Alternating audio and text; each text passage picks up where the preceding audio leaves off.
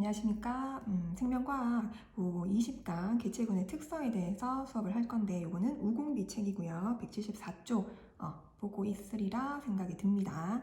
자, 개체군의 특성에 대해서 우리가 이제 수업을 해볼 건데, 자, 우리가 지난 시간에 지난 시간이 이제 뭐 한 달 전, 엄청 오래됐죠. 자, 개체군에 대해서 쌤이 강조를 좀 했었는데, 개체군은 몇 종으로 이루어져 있었다? 기억납니까? 이거 좀 기억을 했으면 좋겠는데, 우리가 개체군은 여러 종이 아니라 한 종으로만 이루어진 집단이라는 거, 그거 좀 기억을 해 두시고, 자, 그 개체군의 밀도를 우선 한번 첫 번째로 구해 보겠습니다. 자, 일정한 공간에 서식하는 개체군의 개체수를 의미하고, 개체군의 크기는 밀도로 나타내 줍니다. 자, 그럼 개체군의 밀도 구하는 공식이 밑에 나오는데, 이거는 지금 여기서도 이제 처음으로 나왔지만 그 뒤에 이제 문제 풀다가도 많이 보게 되는 공식이기 때문에 좀 중요하게 외워줄 필요가 있습니다. 그래서 별표 하나 박아두시고, 자, 그러면 개체군의 밀도는 어떻게 구하느냐? 개체군을 구성하는 개체수에다가 개체군이 서식하는 공간의 면적을 나눠주면 됩니다. 그러니까 우리 뭐 앞에 거 그냥 의식하지 마시고 면적분의 개체수구나라는 거 이렇게만 기억을 해주면 되겠습니다. 면적분의 개체수 괜찮죠? 자, 밀도는 우리가 알다시피 밀집된 정도를 나타내기 때문에 개체수 똑같은 동일한 면적에서 이 개체수가 많아지면 많아질수록 밀도가 커진다는 거 생각해보면 어렵지 않죠. 그래서 요 밀도 구하는 거 잘 알아두시고, 자, 그 다음 두 번째 밑으로 내려가면 이제 생장 곡선이 나옵니다. 자, 개체군 내의 개체수가 시간에 따라 증가하는 걸 그래프로 나타낸 것이 바로 생장 곡선인데, 우리는 요 두 가지를 배울 거예요. 이론적 생장 곡선과 실제 생장 곡선. 자, 먼저 이론적 생장 곡선은 생식 활동에 제한을 받지 않은 경우에 개체수가 기하급수적으로 요 지금 오른쪽에 그래프 보이죠? 쭉 증가하는 되겠죠. 이런 모양이 그래프 모양이 이렇게 J자 모양처럼 생겼구나 해서 J자 모양이라고 얘기를 합니다. 괜찮죠? 이론적 생장 곡선은 어떤 제약을 받지 않기 때문에 개체수가 무한히 이렇게 증가하고 있다라는 걸 우리는 알 수가 있고, 자, 그 다음 실제 생장 곡선을 보면 자연 상태에서 개체수가 증가함에 따라서 우리는 환경 저항이라는 걸 받게 됩니다. 환경 저항. 자, 요 그래프에서 보면 요 노란색으로 표시된 거 보이죠? 그래서 요 환경 저항이 발생하기 때문에 개체수는 계속해서 기하급수적으로 증가하지 못하고 이렇게 S자 형태로 나타나게 된다라는 거. 해서 요 실제 생장 곡선은 요 환경 저항이라는 걸 받게 되는데, 자, 그러면 환경 저항이 뭐냐? 자, 요 환경 저항을 우리는 좀 알고 있어야 돼요. 환경 저항은 개체군의 생장을 억제하는 환경 요인을 얘기합니다. 자, 어떻게 억제를 하느냐? 자, 서식 공간이 부족해져요. 우리가 개체수가 증가함에 따라서 공간이 점점 좁아지겠죠. 그리고 먹이가 부족해질 겁니다. 계속 이제 많은 숫자의 어떤 생물들이 살아가면서 먹이가 점점 줄어들 것이고, 그리고 어떤 일정한 공간 안에서 수가 늘어나면서 우리는 질병이 발생할 수가 있다라는 거, 요 환경 저항이라는 거 알아두십니다. 더 알아둬야 됩니다. 그리고 환경 수용력이 나오는데 여기도 그래프에서 볼 수 있죠. 환경 수용력. 자, 한 서식지에서 증가할 수 있는 개체수의 최대 크기를 우리는 환경 수용력이라고 합니다. 자, 그러면 쌤이 요 시간이 이렇게 나와 있는데 여기를 T1 그리고 여기를 T2라고 한번 해볼게요. 자, 그러면 T1과 T2 중에서 우리는 환경 수용력이 어디가 더 커질까? 어디로 갈수록 더 커질까? 자, T2로 갈수록 커진다. 아니면 뭐 T1으로 갈수록 커진다. 아니면 그래프에서 보듯이 이렇게 일정하다라는 걸 우리는 확인할 수 있습니다. 환경 수용력은 어디에서나 항상 일정하구나. 어떤 주어진 공간 안에서 한 서식지에서 증가할 수 있는 그냥 최대 크기를 얘기하기 때문에 시간에 따라서 달라지지는 않는다는 거. 괜찮죠? 환경 수용력은 항상 일정합니다. 근데 요거보다는 요 환경 저항이라는 거, 요게 훨씬 더 중요한 요 단어니까, 용어니까 좀 알아두고 넘어가겠습니다. 자, 밑에 이제 탐구 활동이 이렇게 보이고 있는데, 자, 효모개체군의 생장 곡선이 나옵니다. 자, 효모개체군의 개체수 변화를 통해서 환경 저항이 효모개체군의 생장에 어떤 영향을 미치는가 한번 봅시다. 과정 1번. 건조 효모 0.01g을 이 증류수 100ml에 넣어서 효모액을 만듭니다. 그리고 1% 포도당 수용액을 7개, 구멍이 있는 시험관에 5ml씩 넣고, 그리고 각 시험관에 효모액을 1ml씩 떨어뜨린 후에 35도씨 항원 수조에 보관을 합니다. 그리고 2시간이 지날 때마다 시험관을 꺼내서 효모 배양액을 한 방울 덜어서 현미경으로 관찰했더니 개체수가 이렇게 변했더라. 점점 증가하고 있다. 근데 8시간 만에 개체수가 이렇게 일정하다는 것도 확인할 수 있겠죠. 자, 정리 한번 볼게요.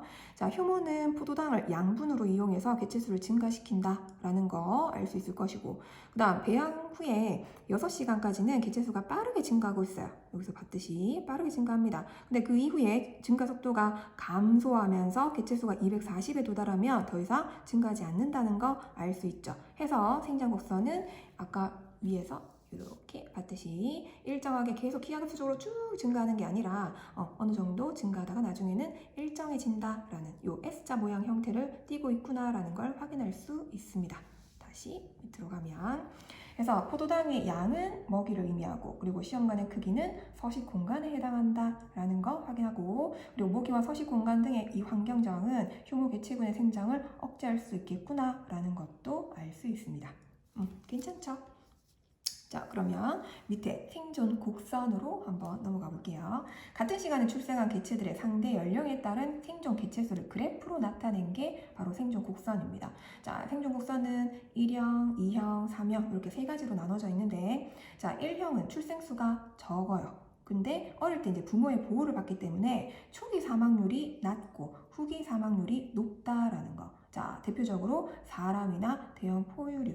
자, 우리가 여기서 얘가 좀 중요합니다. 보통 우리가 여기 오른쪽에 이렇게 지금 그래프가 하나 나와 있는데, 그래프가 주어져 있고 여기에서 뭐 A, B, C 뭐 이런 식으로 기호를 해놓고 여기에 해당하는 뭐 얘를 뭐 찾아라, 아니면 얘가 맞는지 틀렸는지 이런 식으로 문제가 주어지기 때문에 우리는 얘를 좀 알고 있어야 돼요. 그래서 1형에는 우리가 아까 말했지만 이 초기에는 이 어릴 때 부모의 보호를 받기 때문에 거의 사망을 안 하다가 생존을 쭉 합니다. 그리고 수명을 다 한 다음에 이렇게 사망에 이른다라는 거. 괜찮죠? 그리고 2형 보면 2형은 전 연령대에서 대체로 사망률이 일정하게 나타납니다. 자, 여기서 봤듯이 지금 일정하게 개체수가 줄어들고 있구나 라는 거 알 수 있고, 마찬가지 얘는 알아둬야 됩니다. 밑줄, 히드라, 다람쥐, 뭐 야생조류 뭐 이런 것들 생각하면 되겠고, 그 다음 3형은 출생수가 많지만 초기에 엄청 많이 나와요. 그리고 초기 사망률이 높습니다. 해서 성체로 생장하는 개체수가 적다는 것. 대표적으로 굴이나 어류, 바다 생물들 생각하면 되거든요.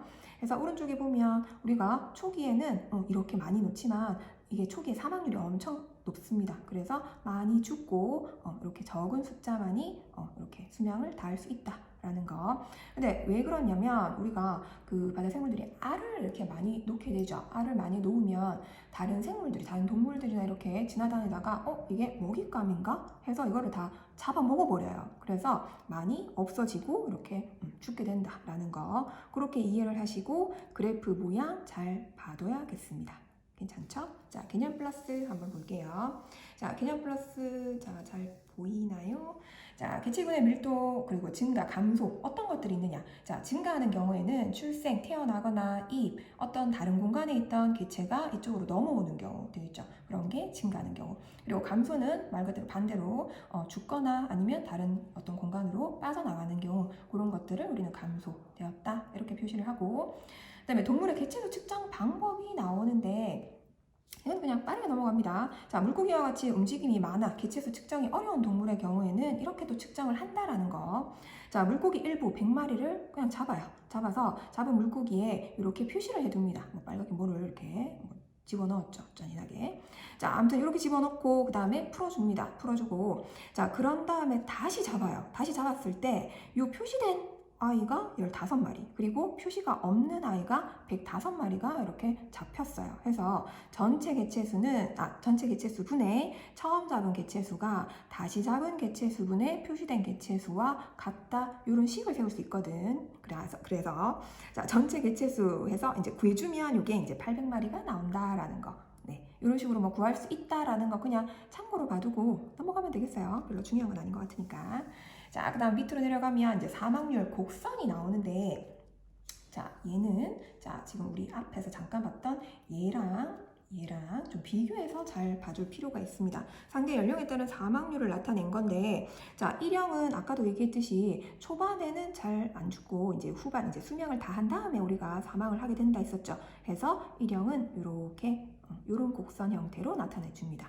되겠죠? 해서 우리가 보통 이제 이거는 그냥 뭐 참고로만 들으세요. 그래서 이 그래프에서 기울기에 해당하는 게 바로 사망률이다. 이런 식으로도 얘기를 하거든요. 그래서 기울기가 점차 증가한다 해서 이런 식으로 나타내 줍니다. 뭐 그냥 그렇게 이해하세요. 그리고 이형은 얘가 아까 이렇게 지금 기울기가 거의 일정하죠. 그래서 사망률도 마찬가지 일정한 그래프로 이렇게 나타내 줍니다. 그리고 3형은 이런 식으로 점점 줄어들고 있죠. 그래서 사망률도 마찬가지 줄어들고 있다라는 거 이렇게 한번 확인을 하시고 이것도 넘어가겠습니다. 항상 이 두 개 잘 비교해서 문제에서 제시되니까 알아두시고 다음 장으로 넘어가겠습니다.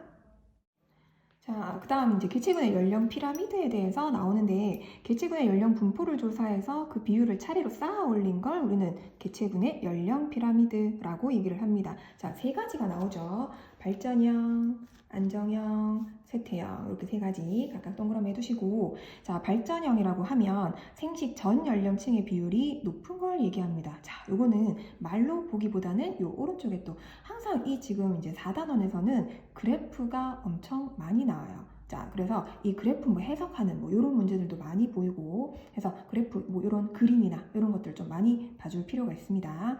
자, 여기 보면 생식 후 연령층, 생식 연령층, 생식 전 연령층 세 가지가 나오는데 우리는 이 위에 거는 볼 필요 없고 생식 연령층과 생식 전 연령층에서 어떻게 변화가 있는가만 파악을 해주면 됩니다. 자, 첫 번째 한번 볼게요. 자, 생식 연령층에서 생식 전 연령층으로 가면서 점차 이렇게 증가하는 게 보이죠. 해서 개체군의 크기가 점점 이렇게 커지는 걸 보고 아, 얘가 지금 발전되고 있구나 해서 말 그대로 발전형이 되는 겁니다. 괜찮죠? 자, 그 다음 두 번째 안정형으로 보면 생식 연령층과 생식 전 연령층을 비교했을 때 거의 어떤 큰 변화가 없어요. 일정하죠. 그래서 개체수가 계속 유지되고 있다. 그래서 안정적이다 해서 안정형입니다. 그리고 세 번째 생식 연령층, 생식 전 연령층을 봤을 때 개체수가 점점 줄어드는 게 보이죠. 그래서 아, 얘가 지금 점점 쇠퇴하고 있구나 해서 쇠퇴형이 됩니다.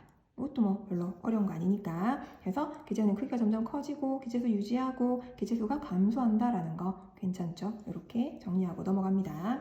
자, 그 다음 개체군의 주기적 변동이 나오는데 자, 눈신토끼와 스라소니의 개체수 변동이 나옵니다. 자, 그러면 이거를 봤을 때 우리는 항상 통합적으로 사고를 좀 해줄 필요가 있어요. 예전에 우리가 앞에서 또 나왔던 게 뭐였냐면 눈신토끼와 스라소니 각각 생물적 요인과 생물적 요인 사이에 서로 영향을 주고받고 있는 셈이죠. 자, 이런 관계를 우리는 뭐라고 한다 했었죠? 기억이 납니까? 작용, 반작용, 상호작용 중에 하나입니다. 기억이 나나요? 안 납니까? 자, 우리가 이거를 상호작용이라고 했었거든요. 상호작용 알아둡니다. 알겠죠? 이것도 시험에 엄청 잘 나오니까 자, 눈신토끼와 스라소니 생물적 요인 사이에 이루어지는 상호관계를 우리는 상호작용이라고 한다는 거. 자, 그러면 얘네들 한번 그래프를 한번 또 볼게요. 자, 눈신토끼, 스라소니가 있습니다. 자, 그러면 여기 지금 붉게 보이는 게 눈신토끼, 그리고 푸른색으로 보이는 게 스라소니 그래프인데 자, 여기서 하나는 피식자고 하나는 포식자입니다. 그러면 누가 피식자, 누가 포식자? 이것도 당연히 토끼가 잡아먹히겠죠. 이걸 또 모르는 학생들이 있어요. 간혹 가다가 당연히 이 눈신토끼를 이 스라소니가 잡아먹겠죠. 스라소니가 잡아먹히진 않겠죠. 토끼한테. 아무튼 자, 해서 눈신토끼가 피식자, 스라소니는 포식자인데 문제는 사실 이렇게 주어지지 않습니다. 어떻게? 여기는 A, 여기는 B 해놓고 누가 피식자인가, 누가 포식자인가 이렇게 찾는 문제가 나옵니다. 그러면 우리는 어떻게 찾을 수 있을까요? 뭘 봐야 될까요? 여기 있는 개체 수를 봐야겠죠. 자, 개체 수가 훨씬 더 많은 쪽이 누구다? 바로 피식자가 됩니다. 우리가 잡아먹히는 쪽이 당연히 수가 많아야겠죠. 되겠나? 자, 해서 피식자, 포식자 잘 구분해 주시고 자, 그러면 눈신토끼의 개체 수가 증가하면 스라소니의 개체 수도 마찬가지 따라서 증가합니다. 왜? 자, 먹잇감이 증가하니까 요 잡아먹는 아이들도 마찬가지 증가할 수 있다라는 거. 왜? 먹이가 증가했으니까. 라는 거, 뭐 어려운 거 아니고. 그다음에 스라소니의 개체수가 증가하면 눈신토끼의 개체수가 감소해서 스라소니의 개체수도 또다시 얘도 감소할 수 있다. 마찬가지 먹잇감이 줄어들었기 때문이다 라는 거 파악할 수 있겠죠. 어려운 거 아니니까 이거는 넘어갑니다. 그리고 자, 계절에 따른 돌말의 개체수 변동이 나오는데 이것도 마찬가지 그래프만 잘 이해를 해주면 돼요. 자, 여기 보면 뭐 비칠세기, 수온, 영양염류, 돌말의 개체수 이렇게 서로 영향을 주고 받는데 그러면 계절에 따라서 돌말의 개체수가 변했으니까 이거는 무슨 관계일까? 앞에서 작용, 반작용, 상호작용 중에서 대답을 해야 됩니다. 요거는 작용이 되겠죠. 요 비생물적 요인이 생물적 요인한테 영향을 주는 거니까 되겠죠. 요거는 작용이 됩니다. 자, 그러면 돌말의 개체수는 이 빛의 세기와 수온, 영양염류의 양 등이 적절할 때 이렇게 증가하는데 자, 겨울과 여름일 때가 좀 달라요. 어떻게 달라지느냐? 자, 겨울을 한번 볼게요. 돌말의 개체수가 얘입니다. 자, 돌말의 개체수가 얘인데 자, 빛의 세기와 수온은 다 지금 굉장히 낮죠. 낮은데 약하고 낮습니다. 근데 영양염류가 이렇게 많아요. 자, 이렇게 영양염류가 많은데도 불구하고 돌말의 개체수가 적다는 거는 이거는 빛의 세기와 수온 때문에 영향을 받아서 개체가 증가하지 못하는 거구나 라는 걸 알 수 있다라는 거. 자, 그 다음에 여름을 한번 볼게요. 여름도 마찬가지 돌말의 개체수가 적네요. 왜냐하면 자, 빛의 세기와 수온은 굉장히 높고 강하고 그리고 수온도 굉장히 따뜻한데 왜 적은가? 요거는 영양염류의 양이 이렇게 부족하기 때문에 수가 증가하지 못한다라는 거. 괜찮죠? 그래서 이건 뭐 이거를 절대 외우라는 건 아니고 이 그래프를 보고 해석하는 문제가 곧잘 출제가 되니까 이런 식으로 그래프 확인만 할 수 있으면 되겠습니다. 그러면 밑으로 넘어가서 자, 개체군 내의 상호작용이 나옵니다. 자, 개체군 내 상호작용도 그다지 어렵지는 않은데 얘가 여기서만 나오는 게 아니라 그 뒤에 나중에 군집 내에 있는 상호작용도 같이 나올 겁니다. 그러면 그거를 섞어놓고 이게 개체군 내의 상호작용인지 아니면 그 군집 간의 상호작용인지를 또 구분하는 문제들이 출제가 될 거예요. 그래서 하나씩 한번 또 알아봅시다. 먼저 첫 번째 텃세 나옵니다. 세력권이라고도 하는데 텃세 많이 들어봤죠? 텃세 부린다.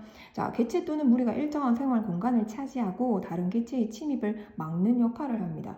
자, 이것도 우리가 어떤 내가 주어진 공간 안에 있는데 다른 어떤 침입자가 들어오면 우리는 막 텃세를 부리죠. 되겠나? 자, 해서 예를 보면 얼룩말, 까치, 은어 있는데 뭐 이런 것까지 다 지금 현재 외울 필요는 없습니다. 근데 내신에는 한 번씩 나올 수 있다는 거. 그래서 지금은 뭐 잘 몰라도 된다는 거. 자, 그 다음 두 번째 순위제 나오는데 순위제는 먹이나 배우자를 얻을 때 힘의 서열에 따라 순위가 형성이 돼요. 예를 들어서 닭이나 큰 뿔량 이런 게 있는데 자, 우리 닭을 한번 생각해 보면 닭이 모이를 먹을 때 혹시 본 적이 있나요? 이거를 잘 볼 수가 있나? 자, 우리가 닭이 이제 모이를 이렇게 딱 먹으면 우리가 아무나 이렇게 와서 그냥 아무 때나 이렇게 먹는 게 아니라 자, 닭이 뭐 10마리 있다. 그러면 1번부터 10번까지 다 순위가 정해져 있어요. 그래서 1번이 딱 먹고 나야지 그 다음이 2번이 먹고 그 다음이 3순위가 먹고 이런 식으로 우리가 순위가 다 정해져 있다라는 게 바로 순위제입니다. 말 그대로. 그리고 세 번째 리더제는 한 개체가 리더가 되어서 개체군을 이끄는 걸 얘기해요. 기러기나 코끼리, 늑대 이런 것들이 있는데 우리 기러기 날아가는 거 본 적이 있을까요? 자, 우리가 기러기가 날아가면 제일 앞에 한 마리가 이렇게 선두가 되어서 같이 그 뒤에 이제 무리를 이렇게 따라가요. 자, 그러면 그 한 마리 앞에 있는 그 한 개체가 바로 리더고 나머지는 순위가 없어요. 그냥 동등한 입장입니다. 되겠죠? 그래서 순위제랑 이 리더제랑 비교해서 뭐 구분하면 되겠습니다. 자, 그 다음에 가족 생활은 혈연관계의 개체들이 무리를 이루고 하나의 개체군을 형성하는 거. 뭐 사자, 무리 지어서 사는 거 알죠? 원숭이, 제비 뭐 이런 것들. 그 다음에 사회생활도 보면 개체들의 역할이 분업화되고 이들의 협력으로 개체군이 유지되는 체제를 얘기합니다. 그래서 뭐 개미나 꿀벌 많이 들어봤을 겁니다. 여왕개미, 여왕꿀벌 아니면 뭐 일개미 뭐 이런 식으로 다 역할이 나누어져 있다라는 거. 되겠죠. 그래서 이 개체군 내의 상호작용에는 이런 것들이 있다라는 거 봐두시고, 그다음 오른쪽에 개념 플러스는 뭐 텃세랑 순위대에서 나오는데 요 두 가지 뭐 이런 것들은 전부 다 어떤 불필요한 경쟁을 피하려고 되겠죠. 개체군 내 경쟁을 줄이고 뭐 우수한 형질을 다음에 세대에 이렇게 전해줄 수 있다라는 뭐 그러한 의미가 있다라는 거니까 그냥 한번 읽어보시고 넘어가겠습니다. 그리고 밑에 있는 개념 확인 요 문제 그냥 넘어가지 마시고 잠깐 끊었다가 문제 좀 풀고 넘어갔으면 좋겠네요. 자, 그럼 다음 강으로 넘어가겠습니다. 자, 21강 이제 군집으로 넘어갈 건데, 자, 군집의 구성과 특성이 나옵니다. 자, 군집은 우리가 앞에서 또 개체군 배워봤듯이 개체군은 몇 종이었다? 한 종이었죠. 그리고 군집은 그러면 몇 종?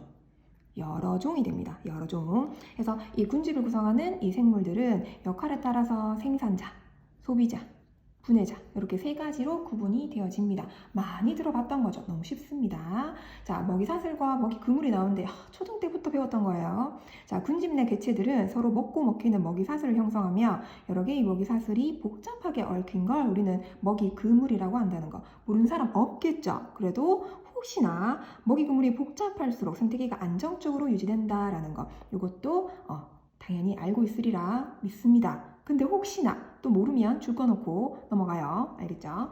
자, 그럼 이게 이제 중요한데 생태적 지위라는 게 우리가 또 처음 들어보는 단어일 겁니다. 생태적 지위. 자, 얘가 좀 중요해요. 별표 하나 박아두시고.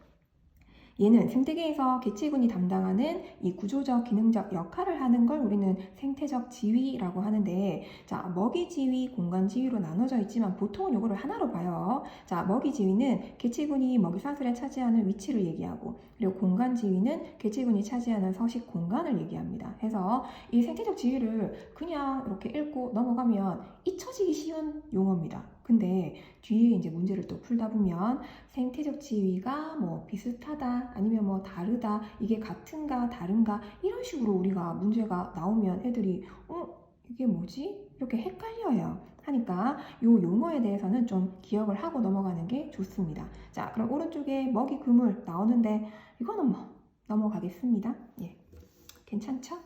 자, 그 다음 밑에 이제 군집의 구조가 나옵니다. 자, 군집을 구성하는 생물 종들이 나오는데, 자, 얘네들도 용어가 좀 생소하죠. 자, 우점종 나옵니다. 이 네 가지 중에서 제일 중요한 아이가 이 우점종입니다. 자, 군집을 대표할 수 있는 생물 종으로 중요도가 가장 높은 생물 종이기 때문에 자, 우점종은 누군가 이렇게 많이 묻거든요. 그래서 우점종을 우리는 구할 수가 있어야 돼요. 자, 그러면 중요도가 또 뭔가? 중요도는 이 오른쪽에 이렇게 보면 중요도 여기 있죠. 상대 밀도, 상대 빈도, 상대 피도 요 세 가지를 더한 걸 우리는 중요도라고 하는데 이것도 각각 구해야 돼요. 여기서 이제 구하는 문제, 어떤 계산 문제가 약간 나와요.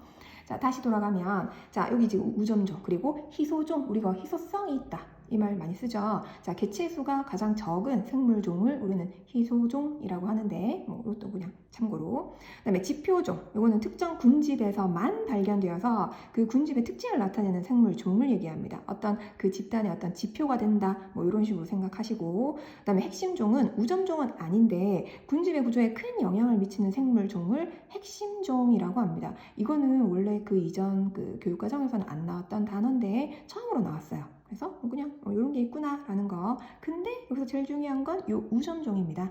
되죠? 그러면 식물 군집의 층상 구조가 나오는데 식물 군집에서는 이 빛의 세기와 양 그리고 온도의 등에 따라서 수직적인 몇 개의 층으로 구성이 됩니다. 자, 교목층에서 초본층 뭐 이렇게 나오는데 뭐 좀 지겹죠. 그래서 첫 번째 키워드 나갑니다. 첫 번째 키워드는 딸기. 네, 딸기. 자, 갑작스럽죠? 자, 교목층에서 초본층 가면 교목층에서 초본층으로 갈수록 약한 빛에 적응한 식물이 존재합니다. 자, 이 오른쪽에 또 그림을 한번 볼게요. 보이죠? 자, 여기 교목층은 교목층 굉장히 큽니다. 여기 보면 오른쪽에 여기 살짝 보이죠? 교목은 8m 이상의 식물을 우리는 교목이라고 한다. 굉장히 큽니다. 교목. 그다음 밑으로 가보면 아교목층이 나와요. 아교목층 버금아자. 교목층에 버금간다. 얘도 좀 크긴 큰데 교목보다는 좀 덜하다. 뭐 이런 뜻. 그리고 관목층은 여기 또 살짝 보이죠? 2m 이하의 식물. 뭐 외울 필요는 없어요. 그냥 뭐 그렇구나 넘어갑시다. 자, 그 다음에 초본층. 초본층은 뭐 풀입니다. 풀 되겠죠. 풀초자. 초본층. 그 다음에 밑에 선태층 나오는데 선태. 우리 왜 선태식물 기억납니까? 이거 이끼 같은 거. 그 다음에 지중층 딱 밑에 있는 거 되겠죠. 여기 볼게요. 자, 요거는 이제 선택층, 지표층이라고도 하는데 생산자, 소비자, 분해자가 모두 존재합니다. 그리고 지중층은 뭐 두더지나 지렁이와 같은 동물과 분해자가 존재하는데 다시 한번 볼게요. 자, 이 위쪽으로 올라갈수록 강한 빛을 많이 받겠죠. 그래서 우리는 보통 뭐가 발달한다? 우리 앞에서 잎 배웠었죠. 잎 기억납니까? 양엽이 보통 발달을 합니다. 되겠죠? 우리 기억나요? 울타리 조직이 막 두껍게 발달해서 뭐 이렇게 했던 거 기억 안 나면 잠깐 끊었다가 앞장으로 넘어가서 한번 보세요. 알겠죠? 양엽이 특히 발달하고 그 다음에 밑으로 내려올수록 그늘이 많이 지죠. 그래서 이쪽에서는 무슨 반대니까 음엽이 특히나 발달을 한다라는 거. 이 정도 뭐 알고 넘어가면 되겠어요. 한번 복습했습니다. 양엽, 음엽. 괜찮죠? 자, 그럼 이제 밑으로 이제 내려가면 자료 분석이 나오는데 얘네 요거를 학생들이 참 하기 싫어요. 그런데 해야 됩니다. 할 수 있어요, 우리는. 자, 봅니다. 식물 군집을 조사해서 우점종을 찾는 거. 아까 얘기했듯이 우점종이 뭔가 찾으라는 문제가 좀 나옵니다. 자, 우선 밀도 한번 볼게요. 밀도 우리 앞강에서 배웠었죠. 자, 특정 종의 개체수에다가 전체 방역구의 면적을 나눕니다. 아까 얘기했듯이 그냥 면적분의 개체수 이렇게만 외워두세요. 알겠죠? 면적분의 개체수가 밀도다. 되겠죠? 한 번 더 언급합니다. 자, 그 다음에 빈도는 자주 출현을 한다 뭐 이런 거니까 전체 방역구 수분에 그리고 특정 종이 출현한 방역구 수인데 방역구가 뭐냐? 여기 보이죠? 여기 네모칸 하나하나 요거를 다 방역구라고 얘기를 합니다. 그러면 전체 방역구 수가 몇 개냐? 5개니까 25개겠죠.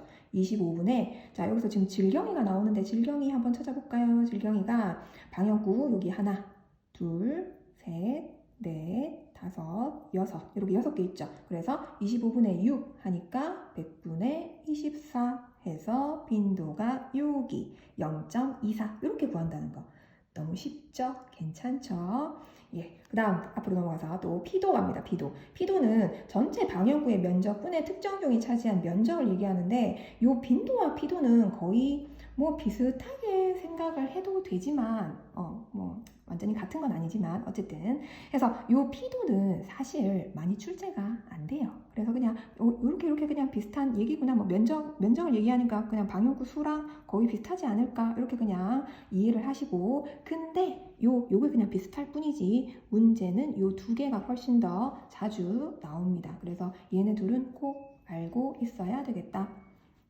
그러면 우리는 아까 중요도에서 이 상대 밀도, 상대 빈도, 상대 피도를 다 더해야 된다 그랬었죠. 그러면 상대 밀도는 전체 이 모든 종의 밀도의 합분의 특정 종의 밀도 곱하기 100만 해주면 돼요. 그러면 우리 아까 전에 밀도는 그냥 개체수 면적이 지금 1m, 1m니까 그냥 1제곱미터입니다. 그러면 그냥 분모 신경 안 쓰고 개체수를 세활해주면 이렇게 개체수 세활인 게 여기 딱 친절하게 나와 있어요. 세활을 봐야 됩니다. 우리는 시간이 없으니까 그냥 표를 보고 할게요. 10개, 6개, 4개. 그러면 상대 밀도는 전체 합이 얼마다?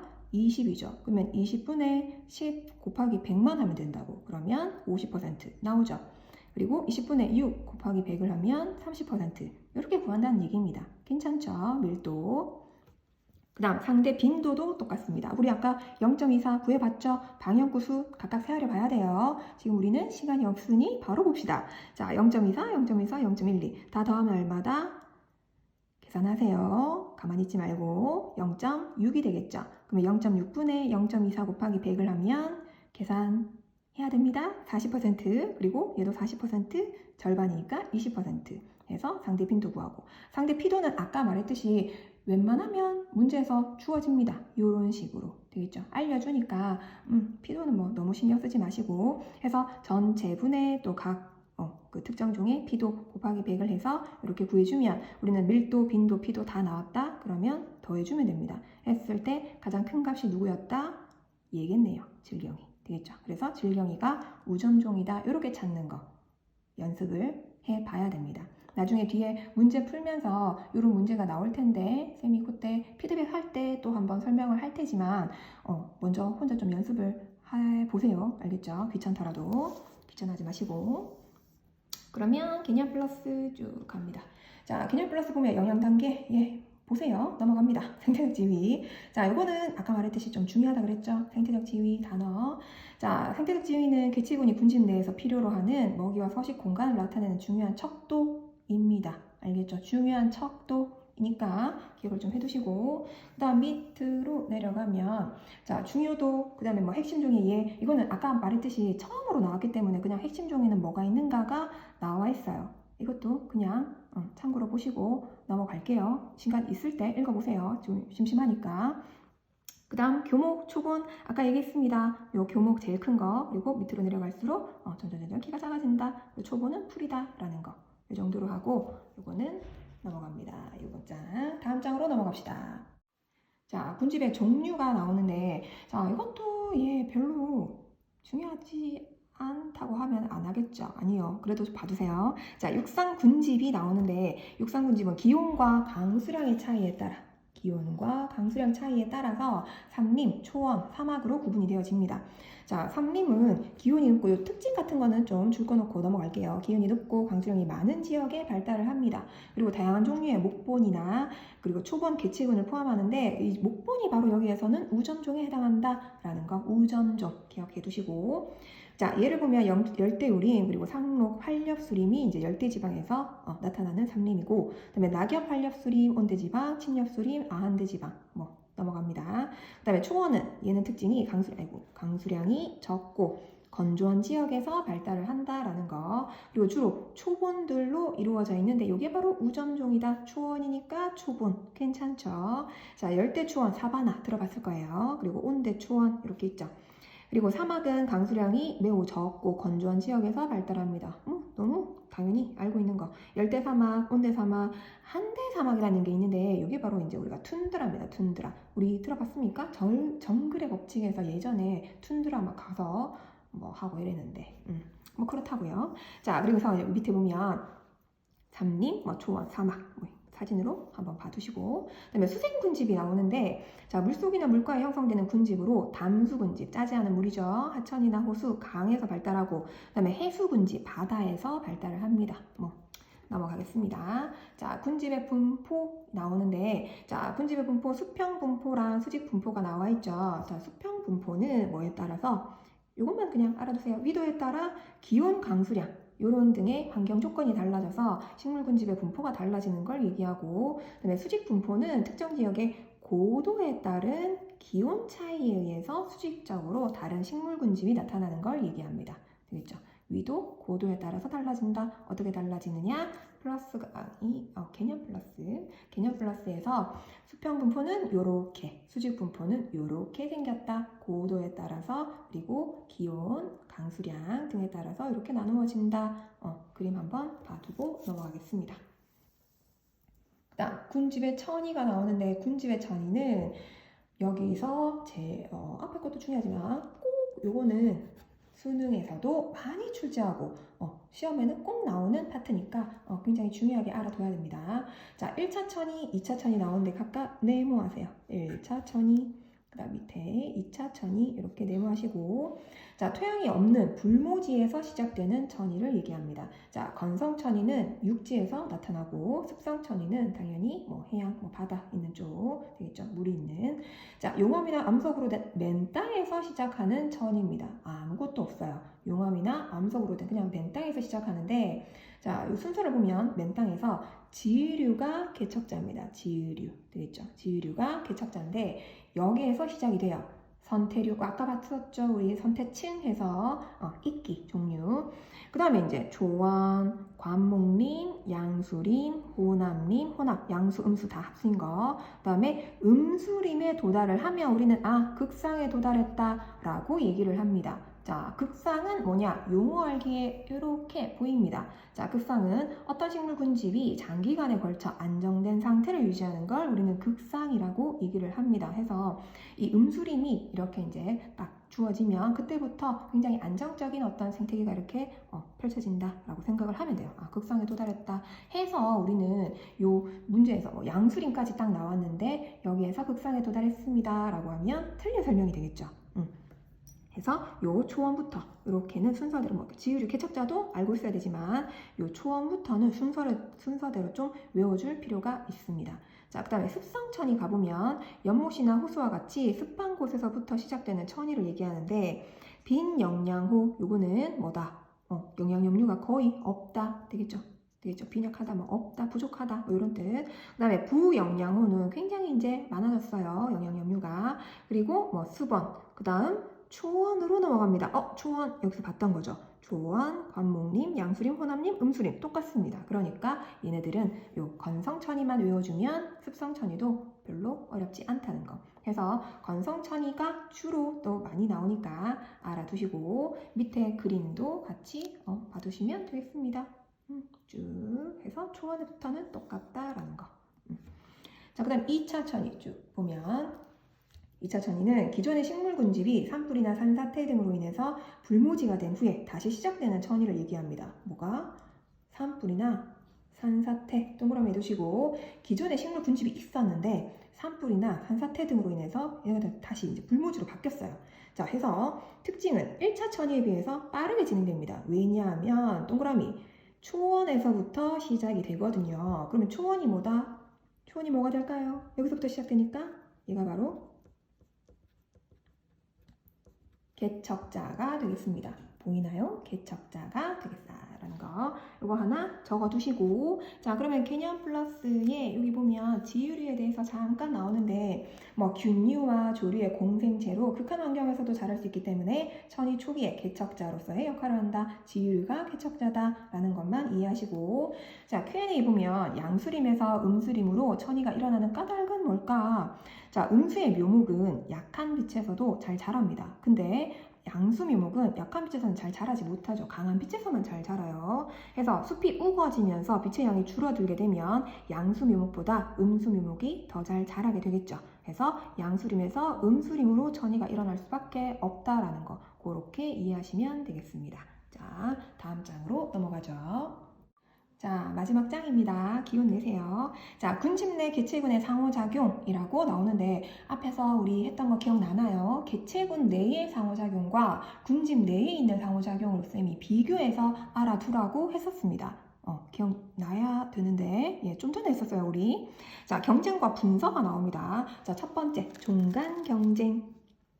자, 종간 경쟁은 생태적 지위가 비슷한 두 개체군이 같은 장소에 서식할 경우 먹이나 생활 공간을 차지하기 위해서 종간 경쟁이 일어납니다. 자, 우리 앞에서 쌤이 언급했던 거 여기 나왔어요. 이제 생태적 지위가 비슷한 두 개체군이 같은 장소에서 서식할 때 서로 경쟁이 일어날 수밖에 없겠죠. 왜냐하면 먹이를 서로 공유하고 같은 공간에서 생활하기 때문에 우리는 경쟁이 일어날 수밖에 없다라는 거. 자, 근데 경쟁이 일어났어요. 근데 한쪽에 있는 종이, 다른 어떤 한 종이 멸종을 하는 경우가 있거든. 그래서 이런 걸 우리는 뭐라고 하느냐? 동그라미 경쟁 베타 원리다 라고 얘기를 합니다. 자, 경쟁 결과 한쪽 개체군만 살아남고 다른 개체군이 사라지는 거. 자, 예를 보면 집신벌레 개체군과 애기 집신벌레 개체군의 경쟁을 얘기하는데 이렇게까지는 잘 몰라도 되고 아무튼 나중에 요 뒤에 가보면 그래프가 하나 나올 거거든요. 그래서 그래프 보고 또 찾는 문제가 나올 겁니다. 어쨌든 경쟁,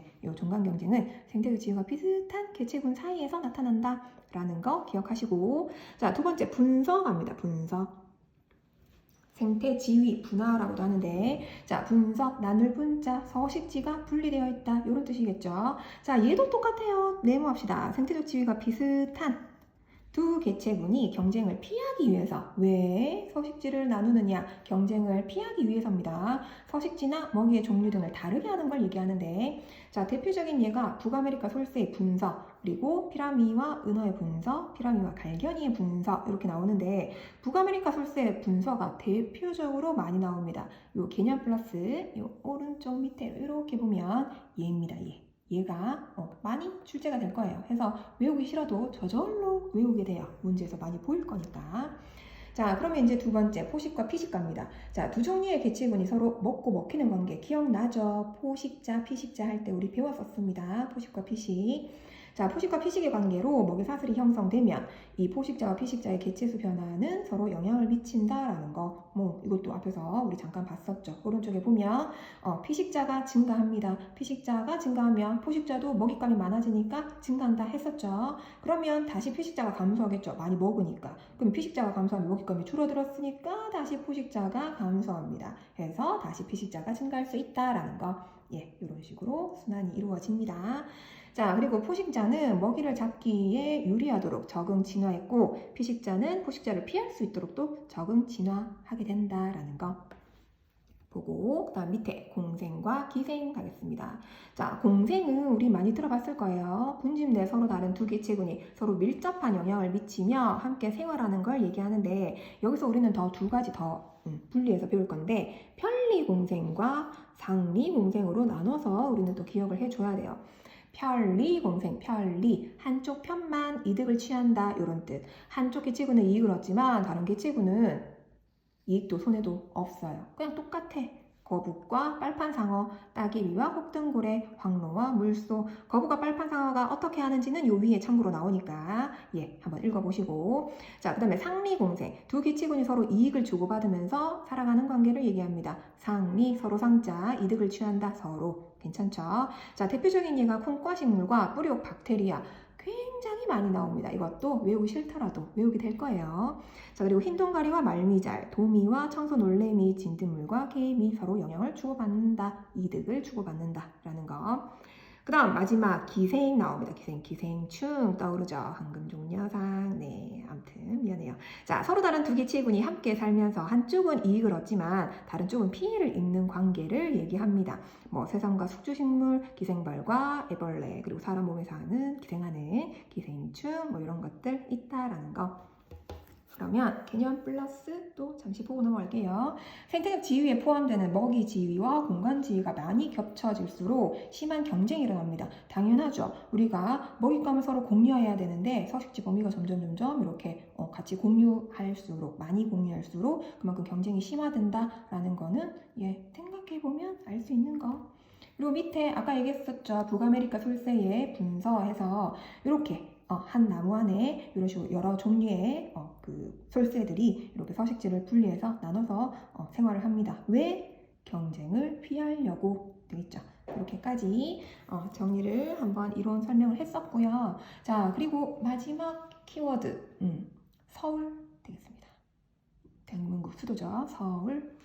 이렇게까지 그 카톡 그 채널에 그 숙제 올릴 때 같이 그렇게 키워드 다 몇 개 나왔는지는 얘기 안 할 거예요. 그래서 그거 다 올려서 확인을 받읍시다 우리. 그리고 밑에 있는 요 개념 확인, 갈로 넣기나 이런 것들도 넘어가지 마시고 문제 풀고 그 다음에 뒤에 숙제는 우리 알고 있죠. 어떻게 풀어야 되는지 그거 확인한 다음에 쌤이랑 나중에 피드백에서 다시 만납시다. 수고했습니다.